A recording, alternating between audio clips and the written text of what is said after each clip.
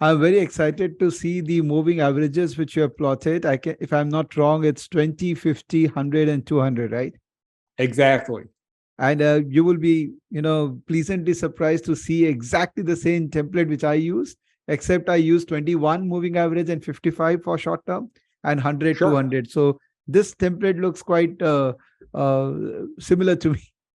Very, very good to see. So could you explain the relevance of all these four moving average in your setup?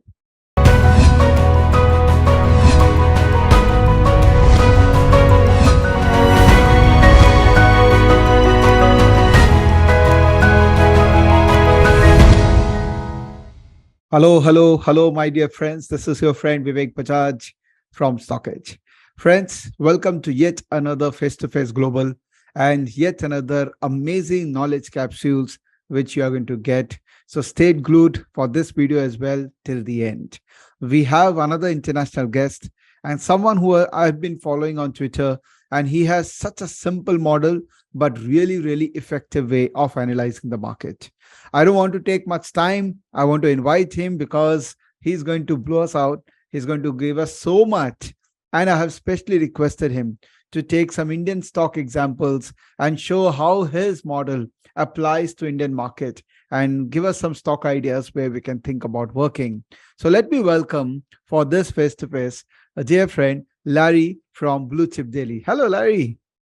Vivek, hello. How are you, my friend? Very, very good. Good morning from India and good evening in US. Yes. Good morning to you.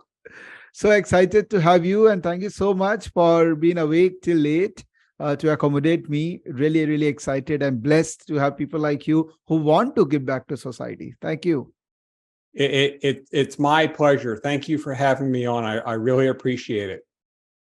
Thank you. So Larry, I've been following you on Twitter, and I love your way of analyzing things. You keep it so simple. You make a macro view of the market by tracking all the important variables, and then you use simple moving averages to find out ideas. I mean, this is the most traditional and historical way of dealing with the market, and we are still doing it and successfully doing it. So I want to know the secret. How can you keep it so simple? And thank you for that. The way that I keep it simple was I started by making it very complex. So when I first started trading, I really started in 1998. And my journey, I think, was similar to a lot of people, was I didn't know what to do. So I tried to do everything. And I did short-term, long-term. I used every single indicator, MACD, stochastics, everything.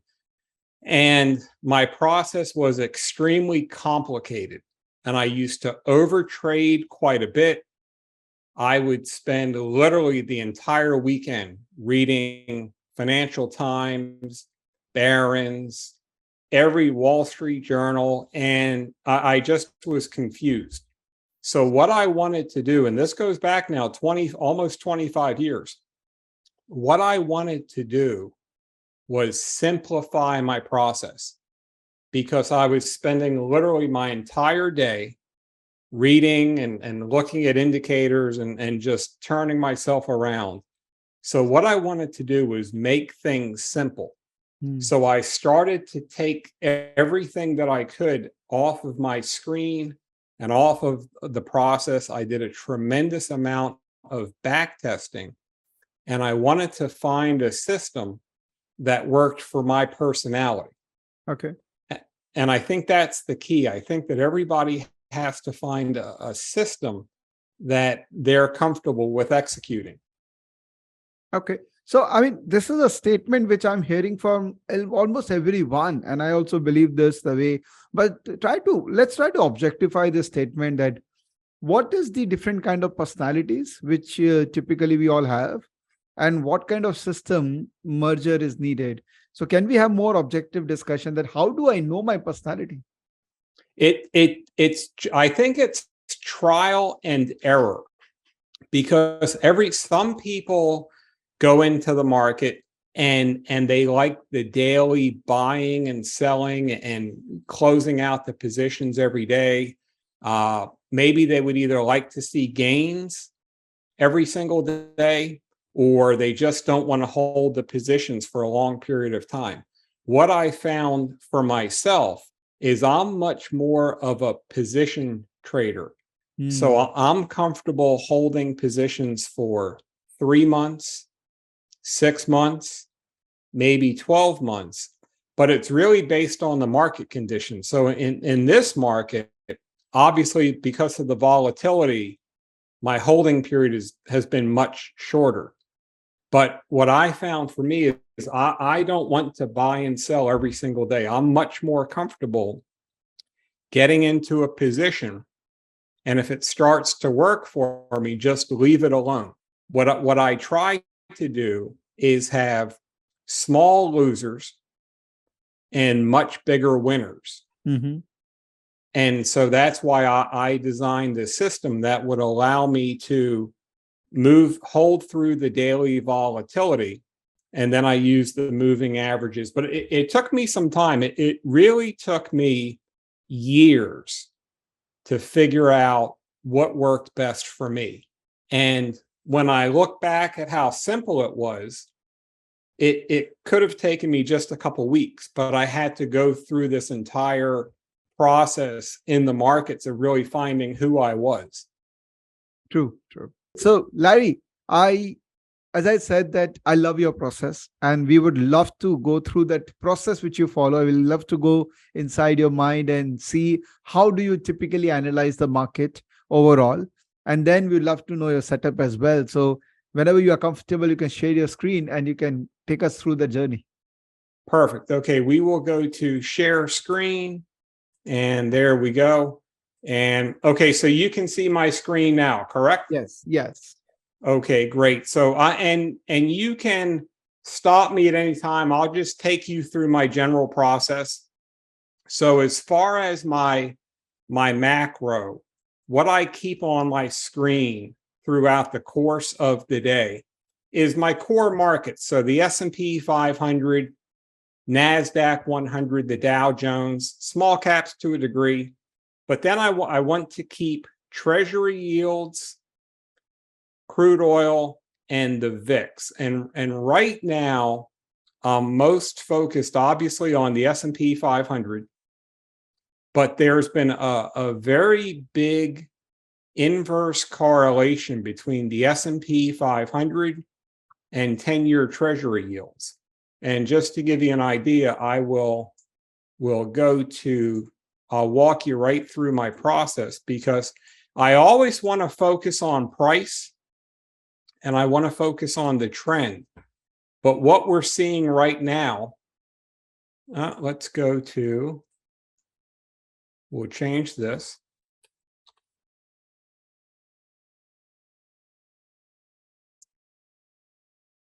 We'll take these out. So what we're seeing right now is the S&P 500, which is the red and the black hash mark, and then 10-year US Treasury yields, which is the straight black line. Yeah. And what we've seen through 2022 is bond yields started to move higher. Yep. And as bond yields started to move higher, we can see the S&P 500 just started to come lower. Now, in the middle of June, bond yields topped out and the S&P 500 put in a bottom. Yep. Reversal, bond yields lower, S&P higher. But the problem was, in the middle of August, bond yields started to break out to the upside, and the S&P 500 pretty much went straight down. So the reason that I'm paying attention to bond yields right now is the S&P 500 rally failed in August because bond yields broke out to the upside.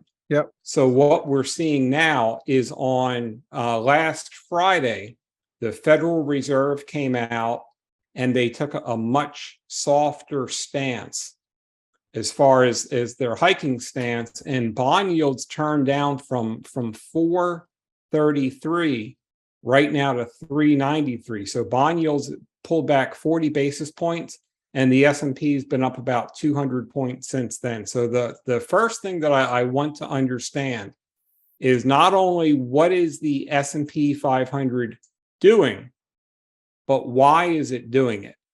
And right now, the S&P 500 is basically trading the opposite of 10-year Treasury yields and the US dollar.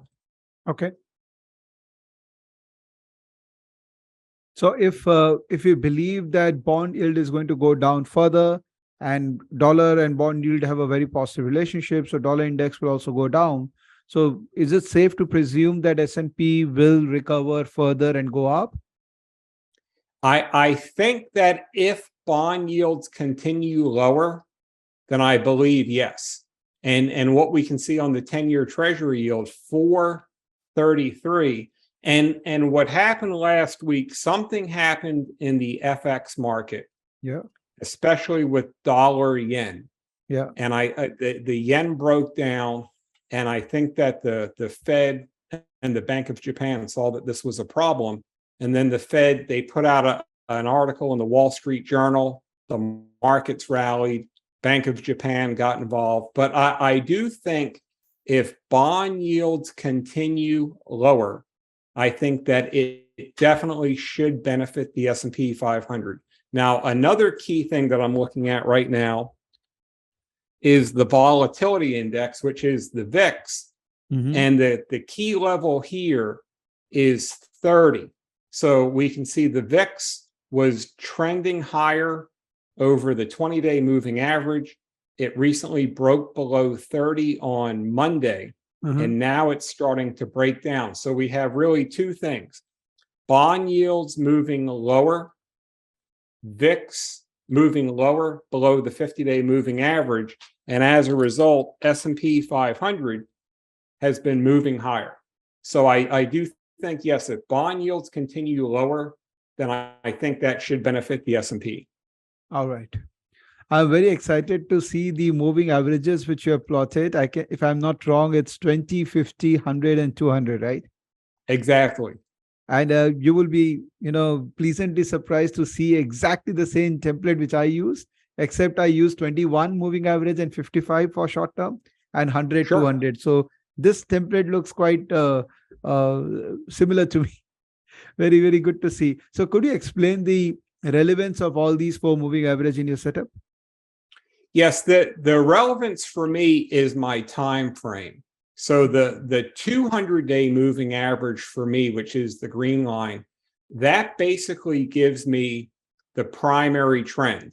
So if we have a rising 200-day moving average, and we'll take a look at a market with a rising 200-day. So this is the energy sector ETF. So what the rising 200-day signifies to me, primary uptrend.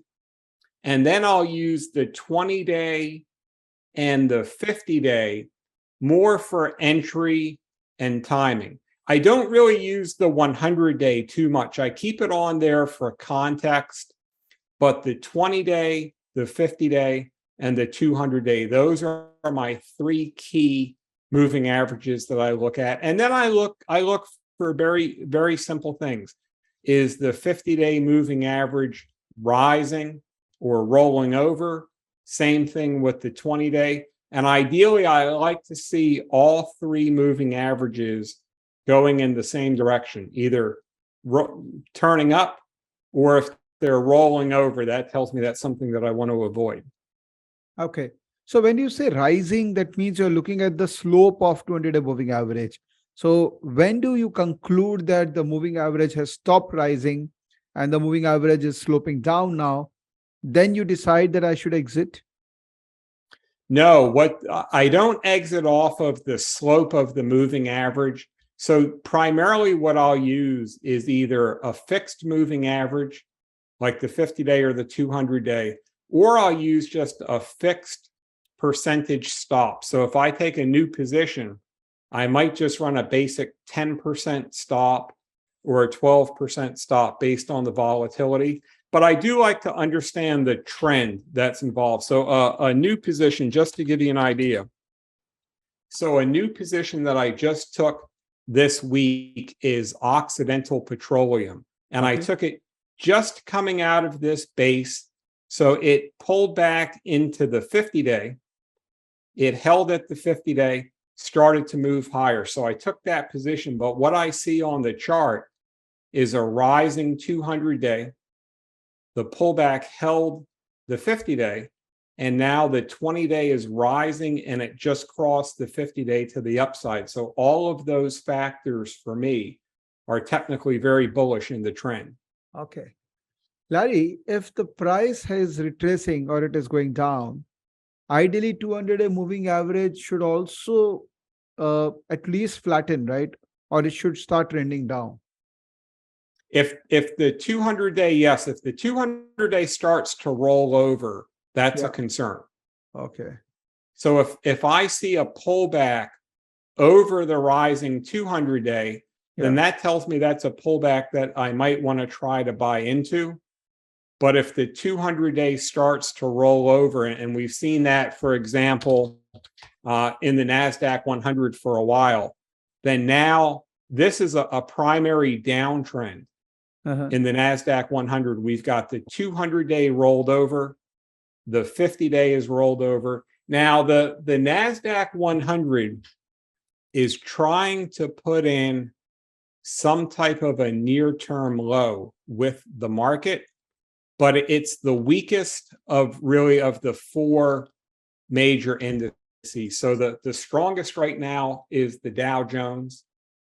Small caps are number 2, S&P number 3, and then the NASDAQ 100 is the weakest. Okay. So with this information, how do you plan your stock identification? Stop identification is generally, when I first started, I used to use ATR, average true range, but that led to some lopsided positions where I had way too much in one and not enough in another.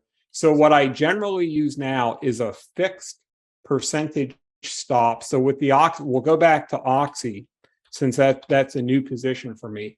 And I basically use a 10% stop from my entry point. So what I try to do is I try to get in at a level where my stop loss is underneath a support level. So I'll give you another example from this week. So this is XME, which is the metals and mining ETF. This is going to have steel, copper, gold miners, and what have you. So I took XME. It just came over the 50-day moving average. The 20-day started to turn up. Now, this is a little bit more of a potential trend breakout because I'm still under the 200-day. I'm over the 20-day. It made a higher low versus the July low, and it started to turn up with the 20-day. So my stop here is generally, I believe it's a 10% stop, but I'm right underneath this $44 support level. So I generally use a fixed percentage stop, but I try to get under some type of reasonable support level where I should have some protection. So 44 is a reasonable support level here. So I want to get my stop under there, which it is. Okay. But, my question, Larry, was more oriented towards how to select stocks. With so many stocks, which may be showing similar kind of a pattern. How do you boil down to one or two stocks? Because you will build position in limited stocks, right? And ride the big trend in those stocks. So how do you select stocks? The simplest thing is I look at the trend. So I'll start with a relative strength screener. High RSI is number 1.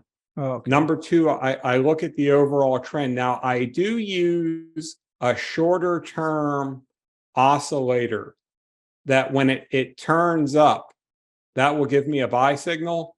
The only thing is I don't talk about what the oscillator is. Okay. I try to keep a little bit to myself.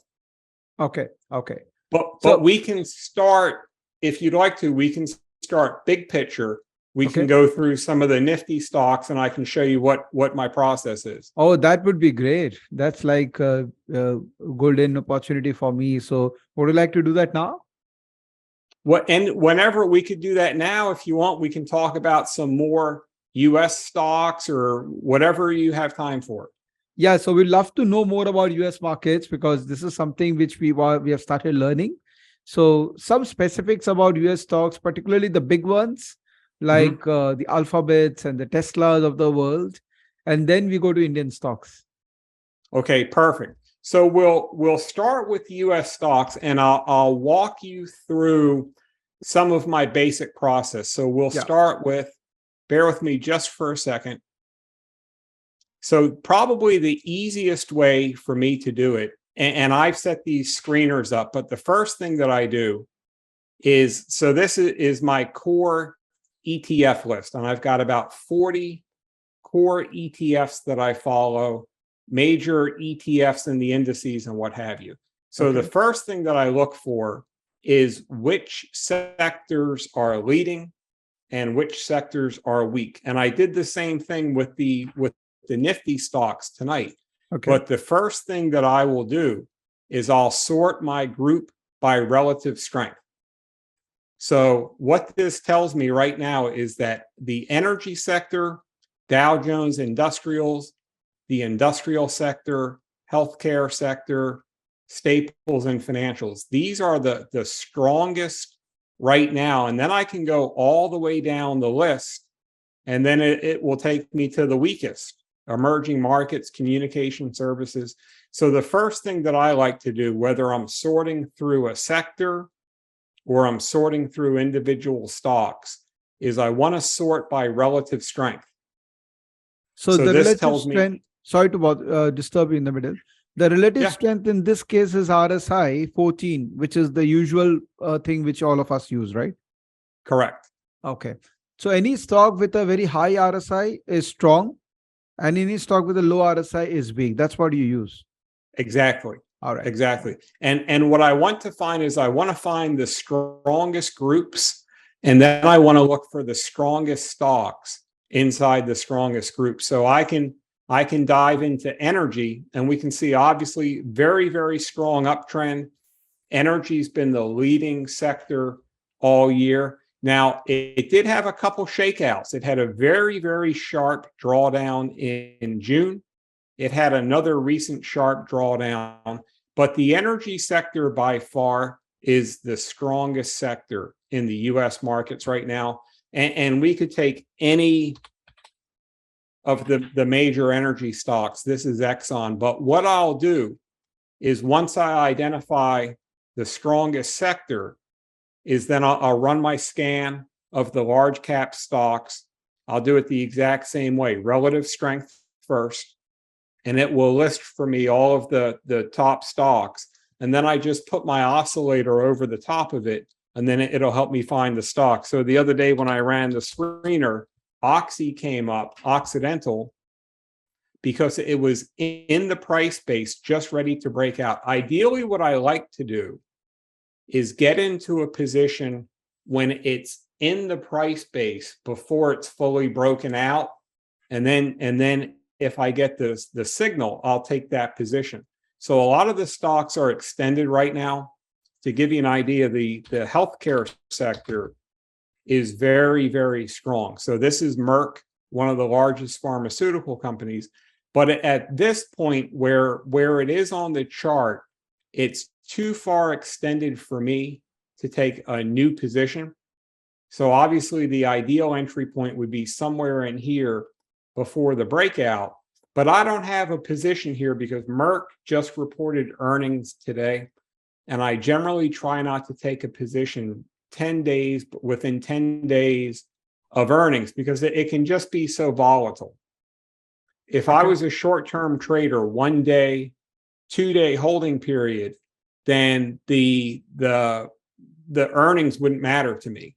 But because I'm looking to get into a longer term trend, it's important that I get in after earnings when I can. Sure.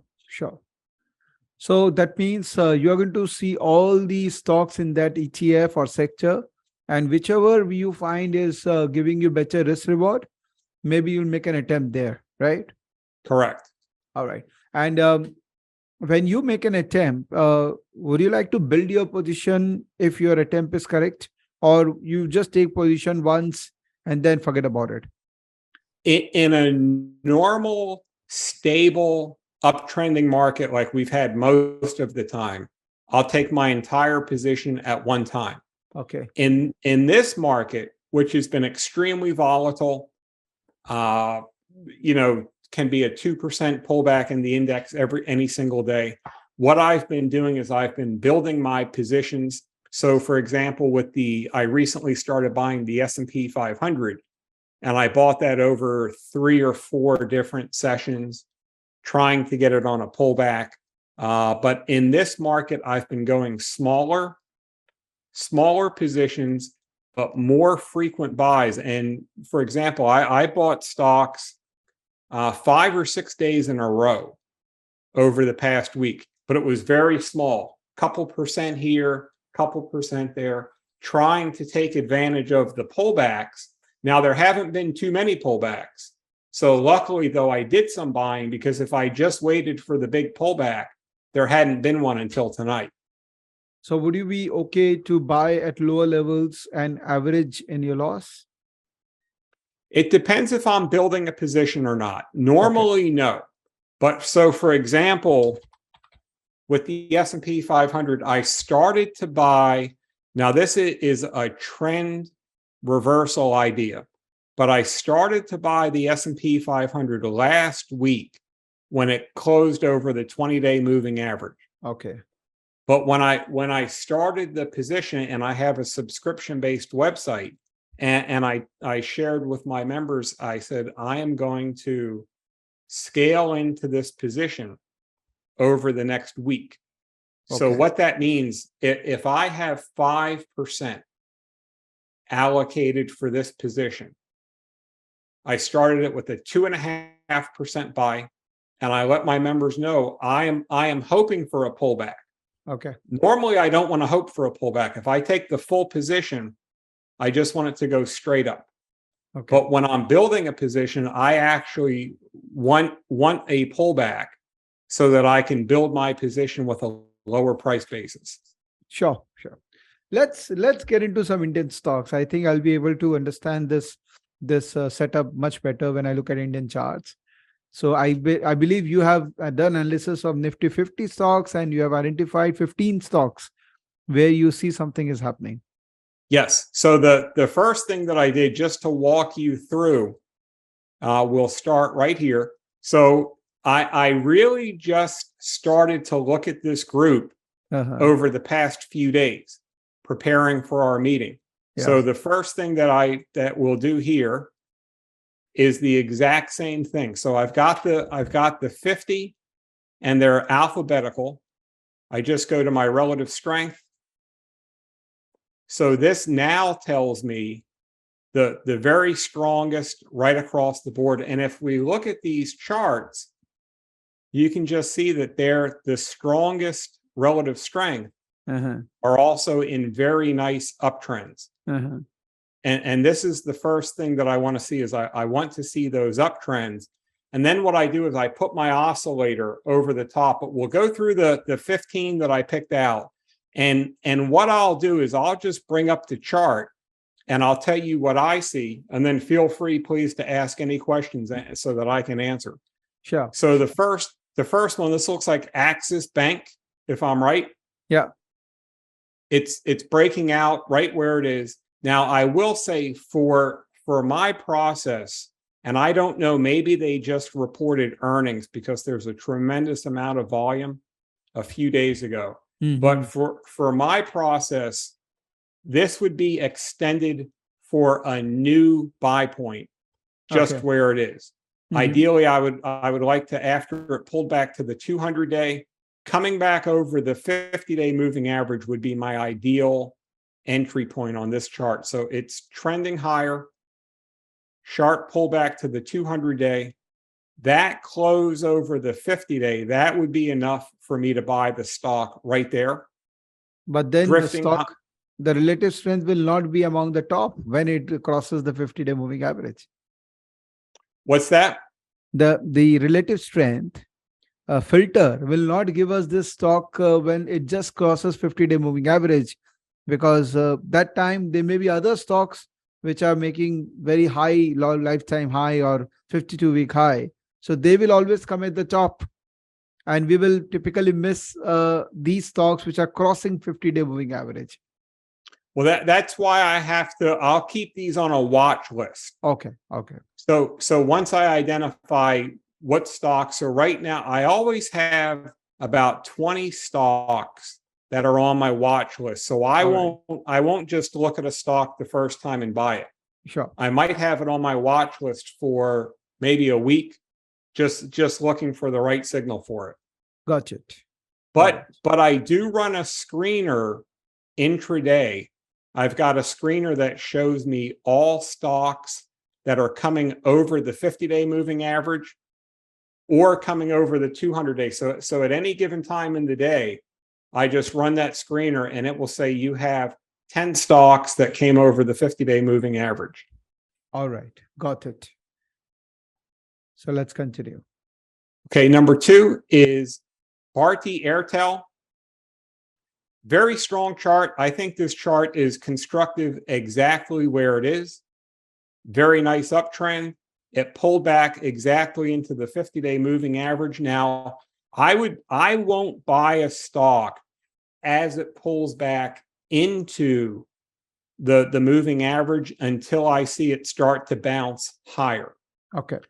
So in this case, I wouldn't buy it down here right at the 50-day, but that next, when it holds and then moves higher, that would be the buy signal. Okay. So I don't want to buy something that's going straight down, because if we buy it here, it could just keep going down. Yeah. So the 2 rules I like to see is wait until it stops going down and then wait till it starts going back up. So this day was constructive. It could be bought right here, but this would be the ideal buy point for me. Okay. Larry, I just want to be devil's advocate here and ask you some questions related to this stock. So let's observe this chart in the month of April. Yeah. So in April, after April, the stock fell below moving average, and where the price was around 716. We're talking about around 18th of April. Yeah. Okay. And yes. when it crossed the moving average, 200-day moving average was also uptrending, and it crossed the moving average on 25th of April. I would have bought here, right? I would have bought that too. Yeah. And obviously the stop loss would have got hit. Right. And, since then, it has not given me opportunity to buy again, except in the month of August, right? Mm-hmm. Here, I would have again made an attempt, right? Yes. Okay. But this stock would have been part of my watch list since then, because the stock has been above 200-day moving average. So I would always have a look at this stock, or once I'm out of a stock, I'm out. I will now look out for other stock opportunity at that moment. Okay. So that's what you do?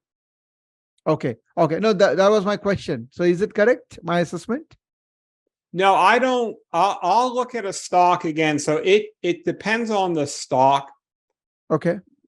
The screeners that I run every day. So 50-day moving average above the 200-day moving average. I'll also run a screener for a 20-day crossing the 50-day to the upside. So there's a few buy signals on. Now, if I get stopped out of a stock, I might not look at it again for weeks. And then when I run my screener for stocks coming over the 50-day or stocks coming over the 200-day, that stock might show back up again. And then it goes back on the screen. But there would be 2 real. So I would have bought this along with you. Okay. And I would have gotten stopped out. Yeah. I would have avoided all of this. Coming over the 200-day moving average, right there would be a buy signal. The 20, 50-day cross to the upside, that would also be a trend buy signal. So a buy signal here or a buy signal here, but two different buy signals there. Okay. What would be a typical success ratio? So if I'm doing 10 such trades, what is an ideal success percentage? Ideally would be 60%. Okay. It depends on market conditions. So in very volatile markets, and we all know that if you use correct position sizing and money management, you can make money with a 30% win rate. But generally, in a normal market environment, I'll generally get a 60% plus win rate. Okay. Okay. And are there situations where one should not trade, or it's okay to trade all the time because it's very difficult to know exactly what market condition it is right now? I think that depends on the trader and their time frame. So for a trend trader like myself, there's been times when I've been in cash and had no positions this year. Okay. I think for a day trader or a swing trader with a shorter time frame, I don't think the general market trend matters as much, because if you and I are day traders or even a swing trader, we can open up the charts any single day and find a couple charts that might move higher for the next few days. But for a trend trader like myself, when the markets were just going straight down recently, that I wasn't buying any stocks, because if 70 or 80% of the stocks are going down and I'm looking for a position that I can hold for a few weeks or a few months, I avoided buying stocks. So for my time frame, the market trend does matter, yes. But for a day trader or a swing trader, I don't think market trend matters. Got it. Let's go to the next stock. Okay. So Cipla, and this is just a very, very nice chart. Very, very strong uptrend. This has everything. 4 rising moving averages. They're stacked on top of each other.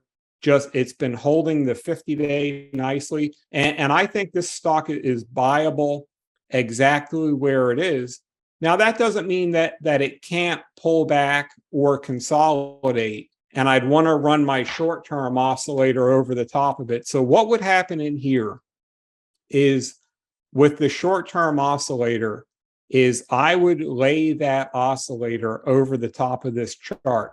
And when the oscillator turns up, that would tell me to buy it.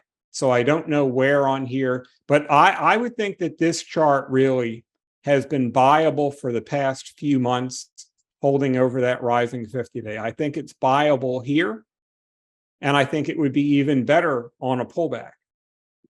Okay. So when the market is uptrending and most of these stocks are showing strength, the trades will generate in these, right? But the moment market stops and these stocks becomes overbought, the stocks will reverse. So these are high risk stocks, isn't it? Because they have already shown momentum. I think they're actually lower risk, showing the momentum. I think that the higher risk is when you get into this trendless chop, where there's really the buyers and the sellers are fighting it out right here. But once you get into this trend, like this is a very, very nice chart. And what I would do, I could take a position on this chart anywhere, and I would just be sure my stop was underneath that 50-day moving average. And that would tell me, as long as this chart holds that 50-day, then my intermediate term uptrend is intact. But this is a very nice chart.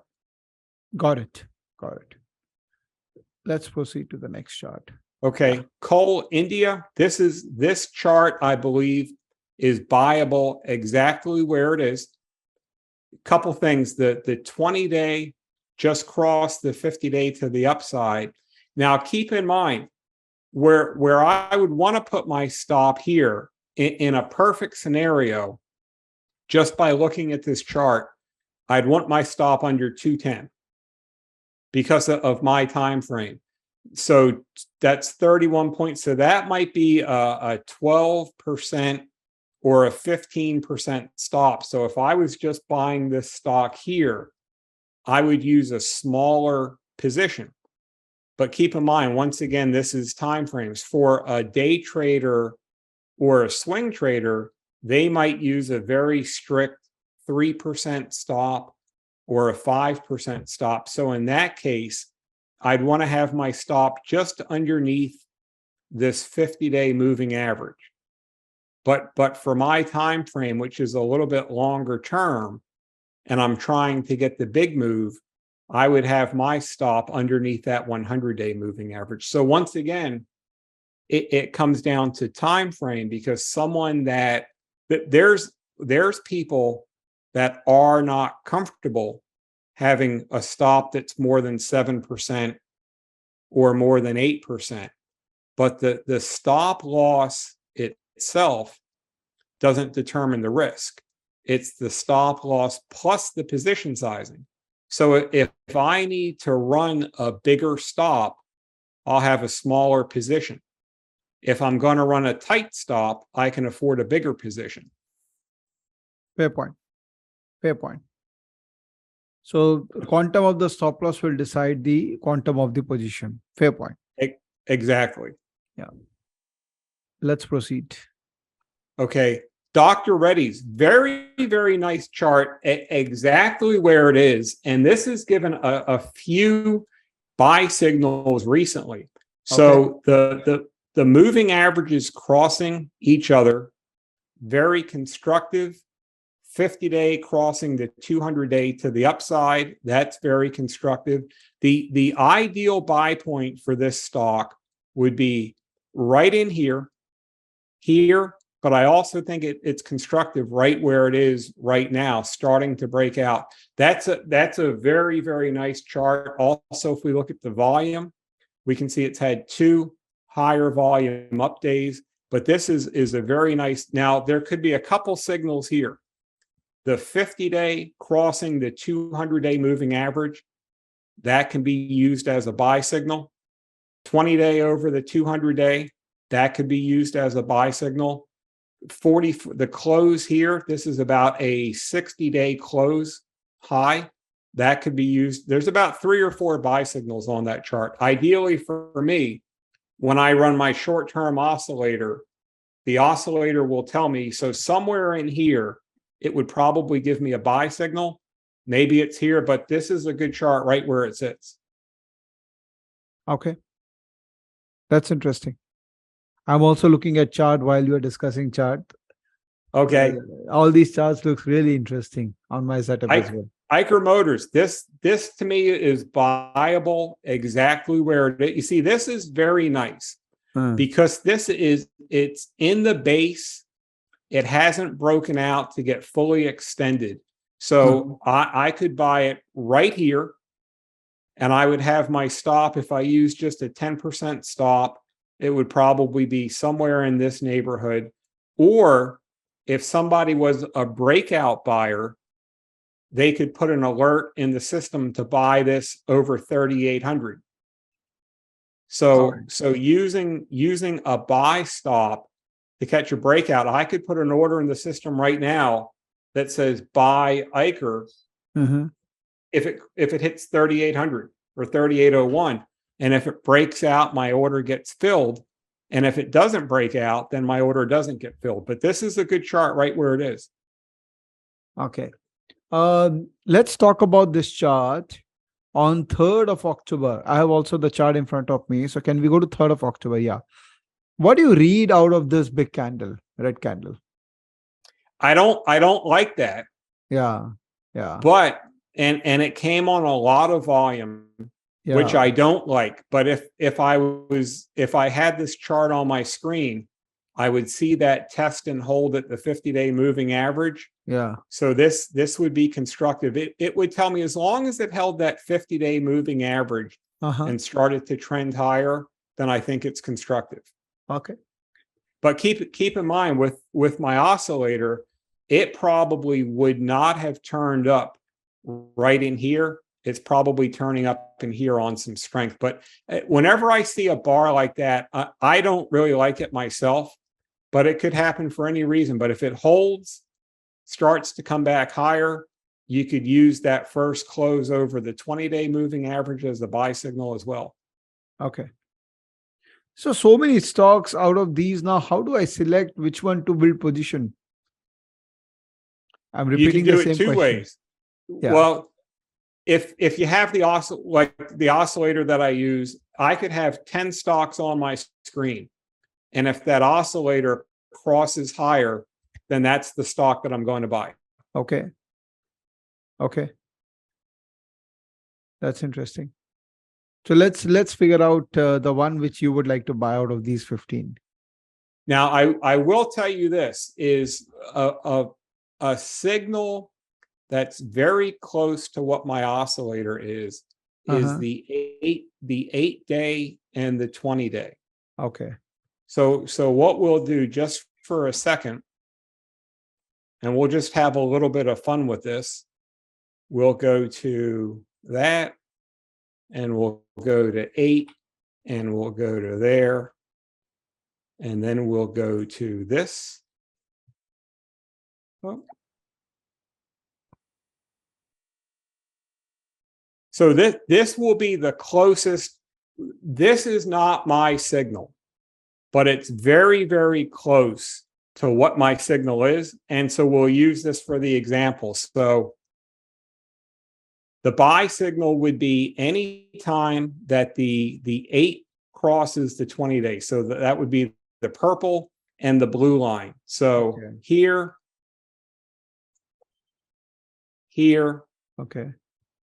So you get the idea. So on Cipla, it would have crossed higher here. So what I'll do, if I've got, let's say, these 15 stocks on my screen, is I run that signal at the close, and it says, here's all the stocks where, let's say it's the 8 and the 20-day moving average, and then that tells me which stock to buy. Okay, got it. Fair enough. And your exit strategy still remains the same. Your stop loss will be around 5 to 10%. And how do you take profit? Generally 10 to 12%. So it depends. In a market like this, I'll take profit generally at a fixed time frame. So in a normal market, I scale profits at 15 to 20%. So normally what I'll do is when I have a stock that goes up 20%, I sell 20 to 25% of the stock. I've already moved up my stop loss along the way. And that's in a normal market, that's how I'll do it. In this market, I've been taking gains at 5%, at 10%, at 15%. So because this market moves so fast that you could have a 10% gain today and a 0% gain in 2 days. So I've been scaling much quicker. Also, when my oscillator turns down, I'll either close the position or at least book some profits along the way. Okay. So you need to be very, very dynamic in today's market, in this environment.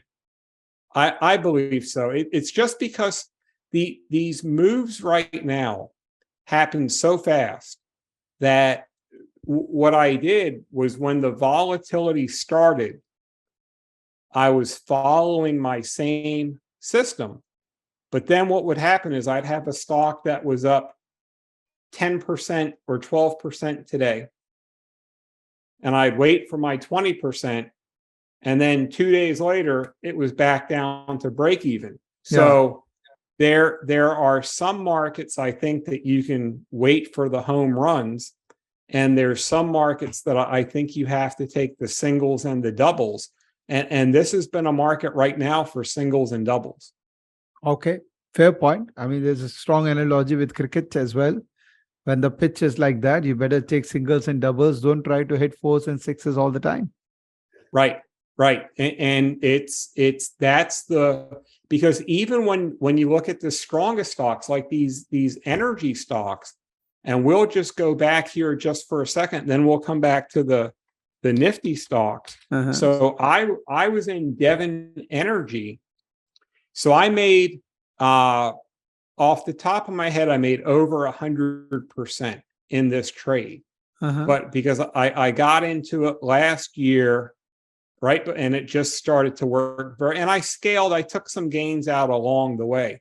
But then if you take a look, I mean, they took these oil stocks, this was very steady Eddie, and then straight down, big bounce higher, another, what is that, 18, 20% or 25% drop.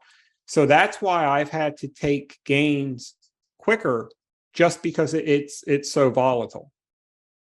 Got it. We'll take 2-3 more Indian stocks. Okay. Yeah. So after Dr. Reddy, after Eicher, I think we have for discussed Eicher, Eicher. So the 820, and as I said, the 820 day, it's not my signal.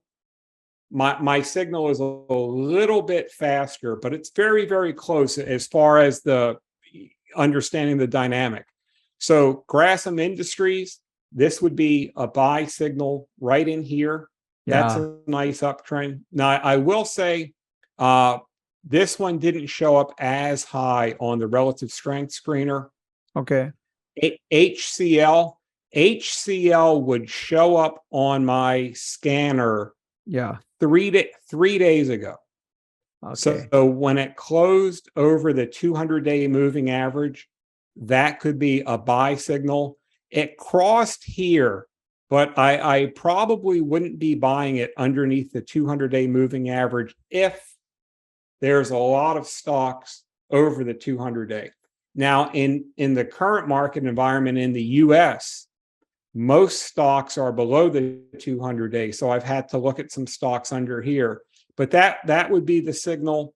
Here would also be another signal. The high volume coming in, that's good to see. And then we'll take a look. This is a very strong chart. ICICI Bank. Yeah.